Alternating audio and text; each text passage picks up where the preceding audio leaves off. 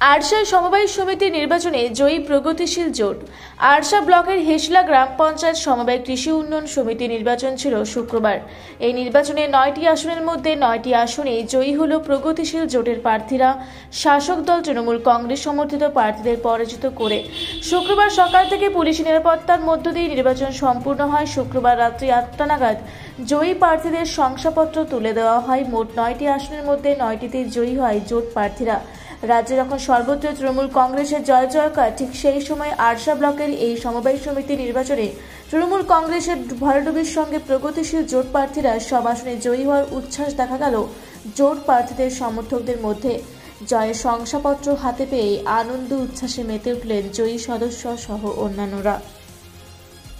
আজকে জয়ী হলেন, কোন দল থেকে কত ভোটে জয়ী হলেন?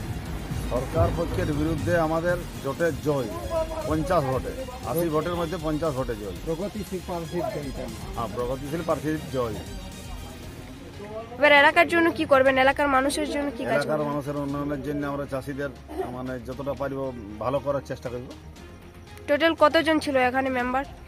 টোটাল মেম্বার ছিল আমাদের 80 জন। কতজন আসন পেয়েছেন? এখন বর্তমানে 9 জন আমাদের সরকার পক্ষের বিরুদ্ধে জয়। কি নাম আপনার? রামেশ্বর মাঝি। আরশা থেকে নয়ন কৈরির রিপোর্ট, রূপসী বাংলা মিডিয়া।